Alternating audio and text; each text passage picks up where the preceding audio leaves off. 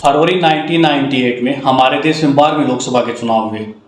इन चुनावों से पहले एक प्री पोल अलायंस हो गया था, जिसमें बीजेपी अनेक स्टेट लेवल की जो पार्टियां थी उनके साथ मिलकर चुनाव लड़ रही थी, जिसमें मेन पार्टियां थी तमिलनाडु की AIADMK, उड़ीसा की बीजू जनता दल और पंजाब की शिरोमणि अकाली दल। इस गठबंधन को NDA नेशनल डेमोक्रेटिक अलायंस नाम दिया गया। चुनावों के बाद इस गठबंधन को 543 में से 259 सीटें मिली, जो कि बहुमत के आंकड़े से दूर था। तो बीजेपी ने स्टेट लेवल की जो और छोटी छोटी पार्टियां थी उनको अपने साथ आने के लिए कन्विंस कर लिया, जैसे कि आंध्र प्रदेश की TDP, हरियाणा की इनेलो। इस प्रकार बीजेपी के पास अब 282 MP हो गए थे, जो कि बहुमत के आंकड़े 273 से ऊपर था। यहाँ पर NDA ने अटल बिहारी वाजपेयी के नेतृत्व में सरकार बनाई।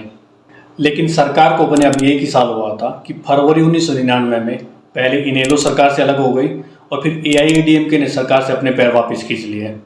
यहाँ पर वाजपेयी सरकार के खिलाफ नो कॉन्फिडेंस मोशन लाया गया। 17 अप्रैल 1999 को नो कॉन्फिडेंस मोशन पर वोटिंग हुई और यहाँ पर NDA को 269 और अपोजिशन को 270 वोट्स मिले और इस प्रकार एक वोट से वाजपेयी सरकार गिर गई। लेकिन वाजपेयी ने अपनी सरकार बचाने के लिए मैनिपुलेशन या फिर कोई अनएथिकल और अनफेयर पॉलिटिकल टैक्टिक्स जैसे कि हॉर्स ट्रेडिंग का सहारा नहीं लिया। यह सब हमारे देश की राजनीति में बहुत ही कॉमन रहा है, हमेशा से होता रहा है और आज भी होता है।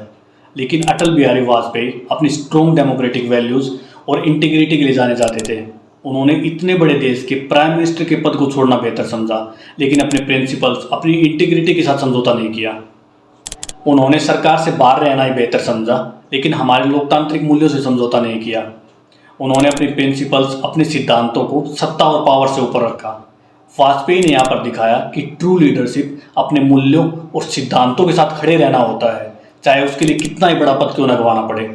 जो लोग सेल्फ रिस्पेक्ट के साथ जीते हैं, उनकी लाइफ में चाहे कितनी ही प्रॉब्लम आए, उन पर कितना ही प्रेशर हो, कितनी ही मुसीबत उनकी लाइफ में हो, लेकिन वो अपने आत्मसम्मान, अपने प्रिंसिपल्स, अपनी इंटीग्रिटी, अपने मूल्यों के साथ समझौता नहीं करते। हमारी लाइफ में जो प्रॉब्लम होती हैं वो टेम्परेरी होती हैं, लेकिन हमारी डिग्निटी, हमारी सेल्फ रिस्पेक्ट परमानेंट होती है। इसलिए कितना ही प्रेशर क्यों ना हो, कितनी ही प्रॉब्लम लाइफ में क्यों ना आ जाए, लेकिन अपनी डिग्निटी, अपनी सेल्फ रिस्पेक्ट, अपनी प्रिंसिपल के साथ कभी समझौता नहीं करना चाहिए।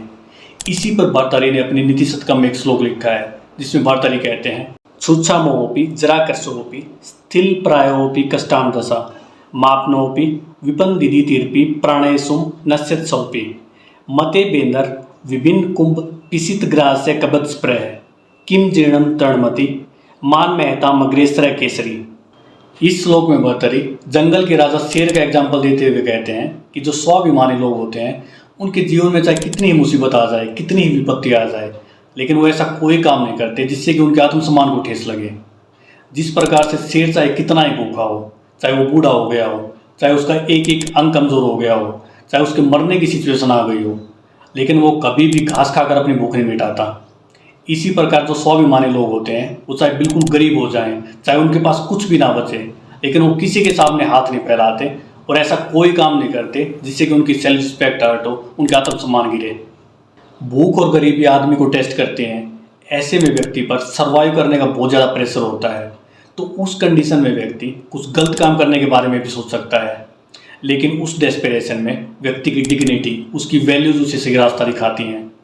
यह सही है कि हम हमेशा अपनी नीड और सर्कमस्टांसेस को कंट्रोल नहीं कर सकते, लेकिन किसी भी सिचुएशन में हमारा क्या रिएक्शन होगा और हम क्या डिसीजन लेते हैं, ये पूरी तरह से हम पर डिपेंड करता है। गांधी जी कहा करते थे कि आदमी केवल खाने से जिंदा नहीं रहता। बहुत सारे ऐसे लोग हैं जो कि अपने आत्मसम्मान को खाने से ज़्यादा अहमियत देते हैं। आदमी की डिग्निटी और ऑनर उसके सर्वाइवल से कहीं ज़्यादा इम्पोर्टेंट है। आप बिना डिग्निटी और बिना सेल्फ रिस्पेक्ट के भी जिंदा रह सकते हैं, लेकिन क्या सच में वो कोई जीना है? हो सकता है आपकी लाइफ में आपकी लगभग सभी नीड पूरी हो रही हो, लेकिन फिर भी बिना सेल्फ रिस्पेक्ट, बिना डिग्निटी और बिना वैल्यूज़ के कोई जीना नहीं है। यह एक तरह की स्पिरिचुअल और मॉरल पॉवर्टी है। हर व्यक्ति को इसके बारे में एक बार सोचना चाहिए।